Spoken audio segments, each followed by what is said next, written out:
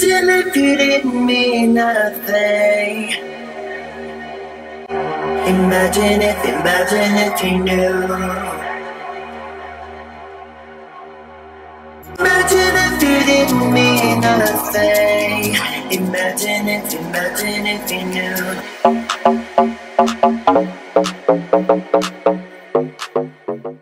Hello rainbows, welcome back to my channel. So I've started with my foundation on and my eyebrows already partially covered. So what I've done to help me and to make this look a little bit more symmetrical is I drew out a butterfly stencil. It is a bit too big for my face, but I made it work. I basically just traced this along my face and then flipped it over so I can have as much of a symmetrical design as possible. So I'm also mapping out the rough kind of skull design. I am using a reference picture. This is actually of a tattoo, which I think did make this look a little bit harder because it wasn't already, you know, some other makeup. It was from a tattoo. So trying to like get the placement and everything correct was a little bit more difficult, but definitely worth it. So for majority of colours I'm using today are the Meron Paradise paints. These are just water activated paints. They're really easy to work with and they blend really nicely in with other colours as well. So pretty much all of the areas that aren't going to be either the eyes or the teeth, so the rest of the butterfly areas, I am just going in with the orange shade and just mapping out all those areas so I know kind of where I am. Now to start adding some depth, I'm going in with this dark red colour called Porto and just starting to kind of draw out the darker lines and start to blend them out. If you're having difficulty with blending, just add a little bit more water to your product or go back in with the orange while it's still wet and just help blend that out. It just makes your life so much easier.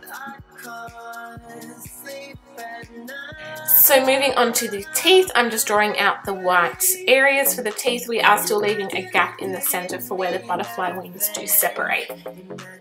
And for more depth with the shading, I'm going in with a black aqua paint and just starting to deepen up that Porto color. So the majority of this look is actually blending because there is a lot of shading and a lot of highlighting and stuff like that. So majority of this is going back and forth, deepening things up, lightening things up, and just adding texture to the look. So I found that's what I spent the majority of my time doing.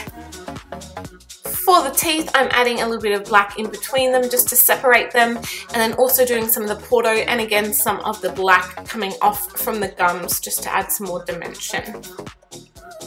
For the butterfly areas, I'm just doing some butterfly type shapes. You can use a reference picture if you like. First with the Porto color and then going in with a little bit of the black just to deepen it up, and then doing some of the white for the dots on the butterfly wings. So I'm just doing this on the side of my jaw and also on the top part of my forehead as well. So I'm basically just continuing on with darkening and highlighting certain areas to make it really pop.